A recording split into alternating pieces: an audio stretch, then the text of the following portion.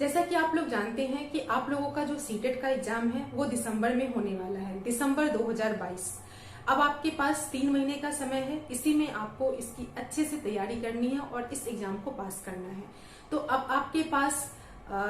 CTET का syllabus भी आ गया, आपको ये भी पता चल गया कि हमें किस स्ट्रैटेजी से पढ़ाई करनी है ताकि इस दिसंबर में आप लोग सीटेट का एग्जाम अच्छे मार्क्स के साथ पास कर सकें।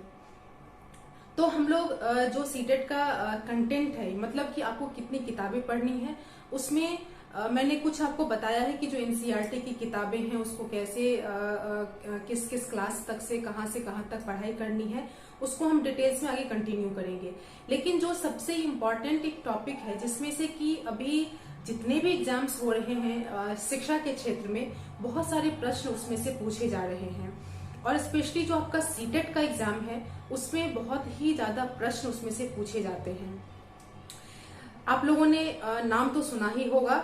एनईपी मतलब कि नेशनल एजुकेशन पॉलिसी, जिसको कि हिंदी में हम राष्ट्रीय शिक्षा नीति कहते हैं। इसमें से देखा गया है कि जो शिक्षा के क्षेत्र के जो भी परीक्षाएं हो रही हैं बहुत प्रश्न पूछे जा रहे हैं और सीटेट में तो बहुत ही ज्यादा इससे एनईपी से संबंधित प्रश्न पूछे जा रहे हैं।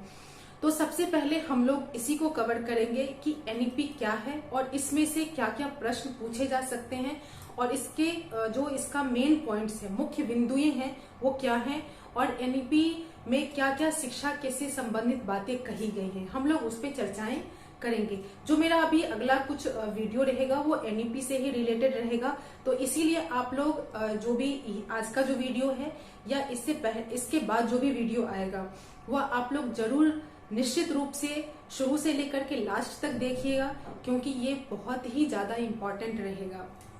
तो हम लोग सबसे पहले एनईपी के बारे में बात करते हैं कि एनईपी यानी कि जो आपका नेशनल एजुकेशन पॉलिसी है वो अभी 2020 में इसको लाने की क्या आवश्यकता पड़ी। जो एनईपी है हम उसको समझेंगे, लेकिन इससे पहले इस वीडियो में हम इसके बैकग्राउंड को थोड़ा सा समझेंगे कि एनईपी को क्यों लाया गया, किस लिए लाया गया, क्या जरूरत पड़ी कि एक नीति को बनाया गया, शिक्षा की नीति। जो हमारे यहाँ शिक्षा नीति है 1986, जो नई शिक्षा नीति इससे पहले चल रही थी वो 1986 की चल रही है। तो इसमें नई शिक्षा नीति को लाने की क्या ऐसी आवश्यकता पड़ी, तो हम इसके बारे में थोड़ा सा इसका बैकग्राउंड समझेंगे। और hello everyone, welcome to my YouTube channel, I am doctor Manimala. तो जैसा कि आप लोगों को पता चल ही गया होगा कि आज जो हम लोग डिस्कस करने वाले हैं, जो समझेंगे जिस टॉपिक को, वो है एनईपी, नेशनल एजुकेशन पॉलिसी, राष्ट्रीय शिक्षा नीति 2020। तो आज हम लोग इसी विषय पे इस विषय को समझेंगे, इस टॉपिक को समझेंगे कि एनईपी क्या है और इसको लाने का उद्देश्य क्या है, क्यों एनईपी नई शिक्षा नीति को लाई गई। क्योंकि इससे पहले हमारे देश में जो चल रही है एक शिक्षा नीति है, इससे पहले 3 शिक्षा नीति बन चुकी है। जो कोठारी कमीशन का रिपोर्ट है शिक्षा से संबंधित, जो मुदालियर कमीशन का रिपोर्ट है, वो सब हमारे पास है। लेकिन जो ये नई एजुकेशन जो नई शिक्षा नीति हमारे सामने बन करके आई है 2020 में, उसको लाने का उद्देश्य क्या है, उसमें क्या क्या बदलाव किया गया है। और अगर आप शिक्षा के क्षेत्र में जो एजुकेशन फील्ड के जो भी एग्जाम होते हैं उसमें आप देखेंगे तो इससे बहुत सारे प्रश्न पूछे जा रहे हैं। और अगर हम सिर्फ सीटेट की बात करें तो इसमें एनईपी से रिलेटेड आप देख सकते हैं प्रीवियस ईयर्स के जो क्वेश्चन पेपर हैं कि बहुत सारे प्रश्न पूछे जाते हैं, कम से कम 10, 15, 20 यहाँ तक एनईपी से रिलेटेड क्वेश्चंस पूछे जा सकते हैं। तो इसीलिए हम लोग इस विषय को समझेंगे और आप लोग लास्ट तक इस वीडियो को देखिए और समझिए। और इसके बाद जो अगला वीडियो आएगा वो भी एनईपी से ही रिलेटेड रहेगा, तो इसीलिए आप लोग वीडियो को पूरा देखिए और एनईपी को समझिए, न्यू एजुकेशन पॉलिसी को समझिए और इसका जो कंसेप्ट है वो पूरा क्लियर करिए, ताकि कम से कम 10 या 15 या 20 जितने भी इससे संबंधित प्रश्न पूछे जाएं उतने नंबर आप पूरे यकीन के साथ कह सकते हैं कि मेरा इतना नंबर तो कम से कम कंफर्म है कि इतना नंबर आएगा ही आएगा। नेशनल एजुकेशन पॉलिसी, इससे पहले जो 2020 है, इससे पहले जो हमारे देश में एनईपी बनी है वो सबसे पहले 1968 में, इसके बाद 1986 में, और जो तीसरी बार बनी वो है 1992 एंड फोर्थ टाइम जो अभी नया हमारे सामने आया है एनईपी 2020 यानी कि नेशनल एजुकेशन पॉलिसी 2020, राष्ट्रीय शिक्षा नीति 2020। तो इसका हमें अभी बैकग्राउंड देखना है कि नई शिक्षा नीति का जो उद्देश्य होता है वो क्या है, इसको लाने का, इसको बनाने का। तो यूनाइटेड नेशन असेंबली की एक मीटिंग थी 2015 में, जिसमें कि सतत विकास के मुद्दे को, इस एजेंडा को अपनाते हुए उस मीटिंग को रखा गया था कि सस्टेनेबल डेवलपमेंट गोल को कैसे पूरा किया जाए, जिसमें कि उस मीटिंग में टोटल 17 पॉइंट्स को निकाला गया, जैसे कि गरीबी नहीं रहेगी, कोई भी भूखा नहीं रहेगा, क्वालिटी एजुकेशन की बात की गई, स्वच्छ पानी की बात की गई, स्वास्थ्य के ऊपर जो क्वालिटी, आपका हेल्थ की क्वालिटी है उस पर बहुत ज्यादा फोकस किया गया। इसी तरह से जीवन के प्रत्येक क्षेत्र में विकास की बात की गई। तो इन सब मुद्दों को देखते हुए अगर राष्ट्र में आप चाहते हैं कि आपका राष्ट्र का एक एक जो पहलू है वो विकास करे और बहुत ज्यादा प्रगतिशील हो और सब कुछ अच्छा हो, तो सबसे पहले ये जरूरी हो जाता है कि आपके देश का एजुकेशन सिस्टम कैसा हो।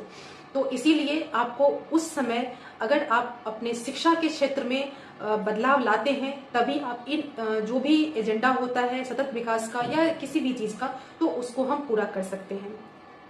इसलिए, और आप लोग जैसा कि हम सब लोग बहुत अच्छे से जानते हैं कि ये जो पूरा विश्व है वो किस तरह से बहुत ही तेजी से विकास कर रहा है, प्रगतिशील है। बहुत सारे क्षेत्रों में बहुत सारा इनोवेशन हो रहा है, बहुत सारे नए नए रिसर्च हो रहे हैं। जैसे कि अगर हम मशीन लर्निंग की बात करें, आर्टिफिशियल इंटेलिजेंस की बात करें, तो बहुत इन क्षेत्रों में ये पूरा जो विश्व है वो बहुत काफी तेजी से विज्ञान के क्षेत्र में, तकनीकी के क्षेत्र में आगे बढ़ रहा है, आविष्कार कर रहा है। हर दिन कुछ ना कुछ नया हम लोग देखते हैं, जो कि नया एक इनोवेशन कहिए या एक इन्वेंशन कहिए वो हो रहा है। तो इसीलिए, और भारत जो है हमारा वो विकासशील देशों में गिना जाता है, लेकिन विकसित देश की ओर ये बहुत तेजी से बढ़ रहा है। तो ऐसे में बहुत ज्यादा जरूरी है कि भारत जैसे विकासशील और विकसित होने के ओर जो अग्रसर है उस देश के लिए उसके सामने एक ऐसी शिक्षा की नीति हो, ऐसे एजुकेशन पॉलिसी आए जो कि पूरे देश को मजबूत करे, मजबूती प्रदान करे। तो इसीलिए नई शिक्षा नीति की नींव रखी गई और इस पे पूरा फोकस दिया गया कि नई शिक्षा नीति ऐसी हो कि जो बच्चों का जो शिक्षा जो हम लोग फर्स्ट क्लास से शुरू करते हैं या एलकेजी, यूकेजी या प्री स्कूलिंग देते हैं, तो वहां से जो भी चीजें चलती हैं, तो हम बच्चों को एक ऐसी शिक्षा दें जो उसके नींव को मजबूत करे, उसके शिक्षा के आधार को मजबूती प्रदान करे, और शिक्षा ऐसा हो कि जीवन पर्यंत चलने वाला हो। ऐसा नहीं कि हम लोग जितने दिन स्कूल में रहते हैं, कॉलेज में रहते हैं, पढ़ते हैं और वो भूल जाते हैं। शिक्षा ऐसी ना हो, शिक्षा ऐसी हो जो आप जीवन पर्यंत चले, जीवन आपके साथ चले और जीवन पर्यंत आप सीखते रहें। यानी कि इसमें जो नई शिक्षा नीति है उसमें अगर हम देखते हैं तो जो आपका पुराना इससे पहले जो अगर हम एनईपी की बात करें या फिर एनसीएफ की बात करें तो उसमें भी दिया गया, इसमें जो हमारा चल रहा था स्ट्रक्चर, एजुकेशन का स्ट्रक्चर, वो ऐसा था कि 10+2 यानी कि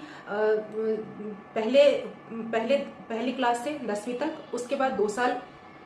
जो आपका इंटरमीडिएट होता था वो, और उसके बाद जो आपकी आगे की पढ़ाई होती थी वो, चाहे आप प्रोफेशनल कोर्स करें, चाहे आप डिग्री कोर्स करें, जो भी आप कोर्स करते हैं वो चीजें चलती थी। लेकिन जो आपका एनईपी 2020 है उसमें इस सबसे जो मूलभूत परिवर्तन है उसमें इस स्ट्रक्चर को पूरा चेंज किया गया है। जो 10+2 है उसकी जगह 5+3+3+4 को लाया गया है। अब ये क्या है, इसको हम अगले वीडियो में डिटेल्स में समझेंगे कि 5+3+3+4 क्या है। बस मैं एक चीज में इंपॉर्टेंट चीज है जो मैं अभी इसमें बोलना चाहूंगी कि जो आप लोग अभी तक देखते थे कि जब हम इससे पहले, अभी जो प्री स्कूल का सिस्टम है वो चलता है कि बच्चे को प्री स्कूलिंग में भेजा जाता है 3 साल की उम्र में या 4 साल की उम्र में, लेकिन जो प्रॉपर स्कूलिंग होता है वो 5 साल या 6 साल तक, यानी कि आप 5 साल के जब बच्चे होते हैं या 6 साल तो वो पहली क्लास में जाते हैं। लेकिन अगर हम बच्चों के या बालक के मनोवैज्ञानिक पक्ष को देखते हैं तो हम लोग जानते हैं कि बच्चे का जो 90% मस्तिष्क का विकास होता है वो 5 साल की उम्र तक ही हो जाता है। तो जब 5 साल की एज तक बच्चे का 90%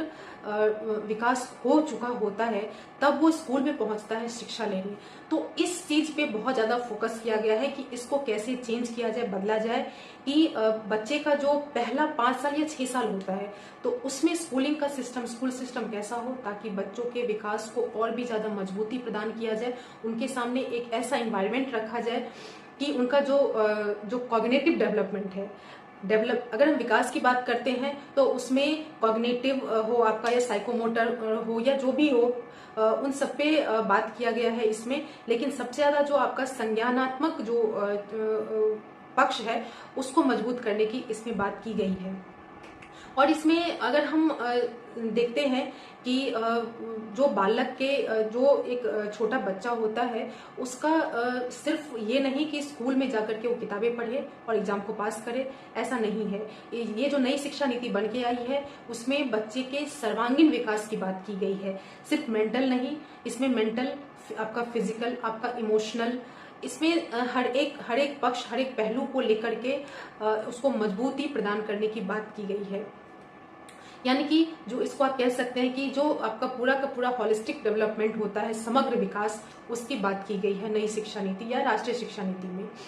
तो इसमें बहुत सारे ऐसे इंपॉर्टेंट पॉइंट्स हैं। और ये जो मैंने अभी इससे पहले कहा कि जो 2015 में मीटिंग में सस्टेनेबल डेवलपमेंट गोल्स की बात की गई, उस एजेंडा को कंप्लीट करने के लिए जो टाइमिंग है वो 2030 यानी 2030 तक का लक्ष्य रखा गया है। तो उस लक्ष्य को पूरा करने के लिए सबसे ज्यादा इम्पोर्टेंट, सबसे ज्यादा जरूरी चीज महसूस ही वो यही है, वो यही की गई कि हमारे सामने एक नई शिक्षा नीति बन करके आए, जिसको कि अपना करके अगर आप देश का विकास चाहते हैं, आप देश की उन्नति चाहते हैं, तो आप सबसे पहले जरूरी है कि आपका शिक्षा जो है, शिक्षा का क्षेत्र जो है वो सबसे अच्छा हो, शिक्षा नीति आपकी सबसे ज्यादा अच्छी हो। तो इस पे पूरा फोकस किया गया है। तो इसीलिए आपका और जो ये नई शिक्षा नीति है वो डॉक्टर के कस्तूरी रंगन जो इसके चेयरपर्सन रहे हैं, उनकी अध्यक्षता में इस रिपोर्ट को कंप्लीट करके प्रस्तुत किया गया है। तो इसीलिए जो एक थोड़ा सा इसका एनईपी का जो बैकग्राउंड था कि एनईपी को बनाने का उद्देश्य क्या रहा, लक्ष्य क्या रहा। हो सकता है कि सीटेट में आपको एनईपी पूछा जाए, फुल फॉर्म पूछा जाए, इसका एजेंडा क्या है, कब तक कंप्लीट करना है, इसका जो एजुकेशन का स्ट्रक्चर है वो क्या हो सकता है, इन सब पे क्वेश्चन पूछे। लेकिन हो सकता है आपसे ये भी पूछे कि एनईपी को लाने का उद्देश्य क्या है। तो इसलिए मैंने ये पहला वीडियो इस एनईपी के ऊपर बनाया ताकि आप लोगों को एनईपी जो नेशनल एजुकेशन पॉलिसी है उसको लाने के इसके पीछे उद्देश्य क्या है वो आप लोगों को कॉन्सेप्ट जो है इसका वो क्लियर हो सके। तो इसके बाद जो आगे का जो कुछ सीरीज चलेगा, क्योंकि एनईपी जो है वो एक बहुत ही इम्पोर्टेंट टॉपिक है और उसमें आपका शिक्षा से संबंधित जो भी चीजें हैं वो बहुत सारी चीजें बदल चुकी हैं अब। तो इसीलिए ऐसा नहीं है कि उसको एक वीडियो में 10 मिनट में, 20 मिनट में या 30 मिनट में इसको कंप्लीट किया जा सके। और जल्दी जल्दी इसको ऐसा भी नहीं है कि आप फटाफट इसको एक एक पॉइंट्स को बताते हुए निकल जाएं। इसको बहुत ही अच्छे से डीप में समझने की जरूरत है कि एनईपी में क्या क्या बदलाव आया है, क्या क्या चीजें हैं, नई चीजों को अपनाया गया है। तो इसीलिए इस पे अभी जो मेरा अगला कुछ वीडियो रहेगा वो एनईपी से ही संबंधित रहेगा। इसीलिए आप लोग जो भी मेरा वीडियो आए उसको शुरू से लास्ट तक जरूर देखिए और ये जो एनईपी का जो कंसेप्ट है उसको पूरा क्लियर करिए कि इसमें क्या क्या चीजें बदली गई हैं, बदलाव आया है और क्या क्या चीजें जो हैं वो कब लागू हो सकती हैं, कब लागू किया जाएगा। बहुत सारे राज्य ऐसे हैं जिन्होंने जो एनईपी में मुख्य बातें कही गई हैं उनको उन्होंने लागू भी कर दिया है अपने शिक्षा के क्षेत्र में। लेकिन पूरा जो हमारा एक हम कह सकते हैं भारत हमारा देश है, उस पूरे भारत देश में ये कब लागू होगा तो उस पे भी हम लोग बात करेंगे। और इसको अच्छे से समझेंगे, ताकि आप लोगों का एनईपी से जो भी प्रश्न आए, चाहे वो एनईपी से संबंधित टोटल 10 प्रश्न पूछे जाए, 15 पूछे जाए, 20 पूछे जाए, तो कम से कम आपके इतने जो नंबर्स हैं वो आपका एक तरह से हम कह सकते हैं कि मेरा इतना नंबर कंफर्म है कि मेरा इतना मार्क्स आएगा ही आएगा। तो अगर आप लोगों को लगता है कि जो जितना मेरे पास ज्ञान है वो आप लोगों तक पहुंच सकता है, आप लोग सीख सकते हैं, तो प्लीज वीडियो को देखिए, लाइक करिए, शेयर करिए और सब्सक्राइब करिए। और जो लोग शिक्षा से जुड़े हैं, डीएलएड किए हैं, बीएड किए हैं और सीटेट का एग्जाम दे रहे हैं, देना चाहते हैं, तैयारी कर रहे हैं, शिक्षक बनना चाहते हैं, शिक्षा के क्षेत्र में आना चाहते हैं, तो उन तक जो भी इंफॉर्मेशन है, जो भी वीडियो है, जो भी कंटेंट है, वो उन तक पहुंचाइए। Thank you.